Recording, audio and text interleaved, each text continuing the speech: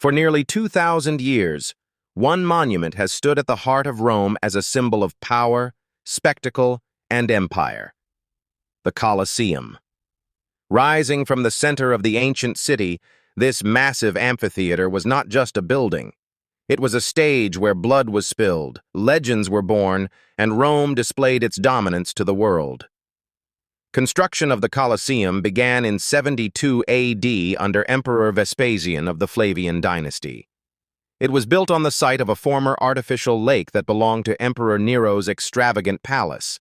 By replacing Nero's private luxury with a public arena, Vespasian sent a powerful message: Rome would belong to its people again. When the Colosseum was completed in 80 AD under his son Titus, it became the largest amphitheater ever built in the Roman world. Standing nearly 50 meters tall, the Colosseum could hold an estimated 50,000 to 80,000 spectators. Its massive stone exterior, made of travertine limestone, rose in 4 levels of arches and columns. Inside, a complex system of corridors and stairways allowed crowds to enter and exit quickly, a design so advanced that modern stadiums still follow similar principles.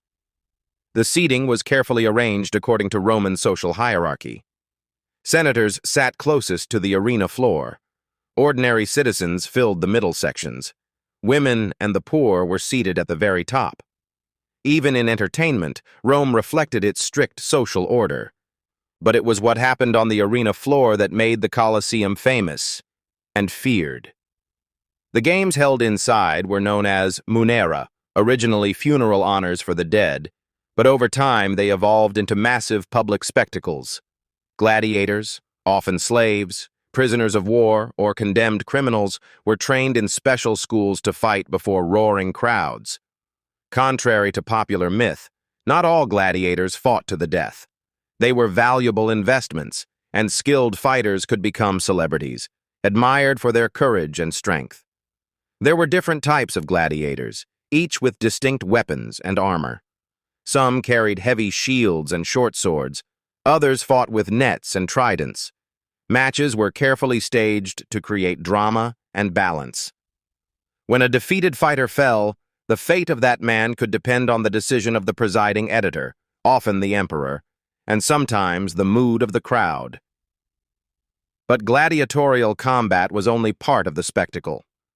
The Colosseum also hosted wild animal hunts known as venaciones. Exotic animals such as lions, leopards, elephants, and bears were brought from across the empire.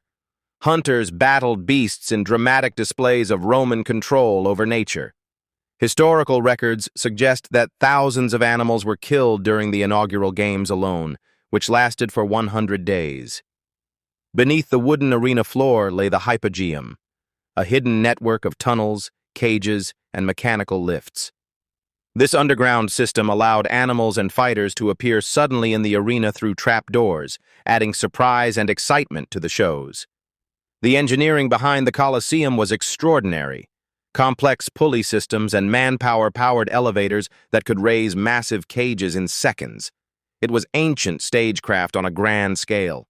The Colosseum was more than entertainment. It was political theater. Emperors used the games to gain public support and demonstrate their generosity. Providing free games and food helped maintain order in a city of over 1 million people. The phrase "bread and circuses" captured this strategy. Keep the population fed and entertained, and unrest could be controlled. Over the centuries, as the Roman Empire declined, the games became less frequent. The last recorded gladiatorial contests took place in the early 5th century. Earthquakes, stone robbers, and neglect damaged the structure. Much of its marble was stripped away to build churches and palaces. Yet the core of the Colosseum survived. Today, the Colosseum stands as one of the most visited monuments in the world. Its broken walls still echo with the memory of cheering crowds and clashing steel. It reminds us of Rome's power, its ambition, and its contradictions,